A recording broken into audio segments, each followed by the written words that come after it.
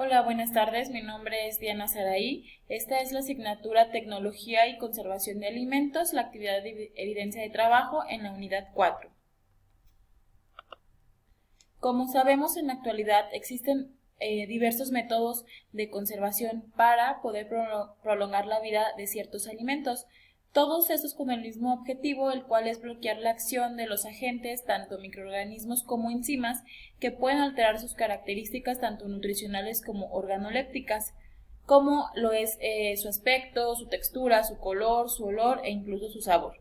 En este trabajo, expongo uno de los métodos de conservación, que es la desecación natural, describiendo su proceso de conservación de una forma clara y ordenada. El tipo de método es reducción de contenido de agua. El método de conservación, como vemos aquí, es desecación natural. Este se da principalmente en carnes, en granos de maíz, en frutas, etc. Aquí vemos cómo está la carne desecada. Esta reducción del contenido de agua por medio de las propiedades del sol para secarlos. En este método de conservación lo que se usa, como dice aquí, que se reduzca el contenido de agua que contiene el alimento y casi siempre es por el sol. El objetivo de este método pues es prolongar la vida útil del alimento.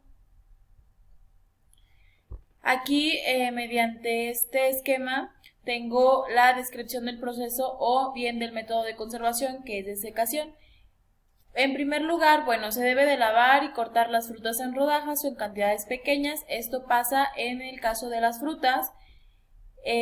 Como mencionábamos, este método de conservación se da principalmente en granos de maíz, en carne, y no se ocupa en la desecación natural ningún equipamiento especial para ello. Estos consisten en colocar las frutas u otros vegetales, dependiendo del alimento que se use, en bandejas que ofrecen gran superficie de evaporación. Se colocan sobre una manta, lona o tablas de madera, o se cuelgan de un hilo al aire libre, en el sol o en la sombra según el producto, aprovechando el calor. Aquí especialmente en las carnes son las que se cuelgan de un hilo al aire libre para que se puedan secar. Aprovechamos también el sol. Aquí vemos algunas de las imágenes. Tenemos aquí cómo la manzana, cómo se ve la fruta fresca, cómo se ve ya mediante este proceso de conservación. También tenemos aquí, como les comentaba, los granos de maíz se ponen en las bandejas o en las charolas grandes y están pues literalmente para que el sol la seque. Aquí es lo que yo les mencionaba, la carne se cuelga en algunos ganchos para poder aprovechar también el sol y que se seque. ¿Cuáles son los efectos de este método de conservación sobre el alimento en sus propiedades nutricionales y organolépticas? Usando este método de conservación pueden alterarse algunas condiciones naturales del alimento. Es importante mencionar que al perder la humedad, el líquido aumenta la concentración de algunos nutrientes de los alimentos. Este método de conservación, protege a los alimentos de la humedad, de los insectos, de la actividad microbiana, y es una ventaja de conservación para el medio o los medios de transporte cuando los utilizan en la industria alimentaria.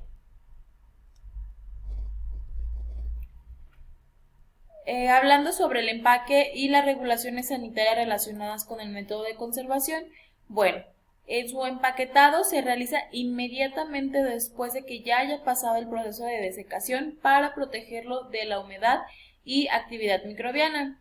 Es importante mencionar que también se evitan contaminaciones por gérmenes que requieren gran humedad para multiplicarse.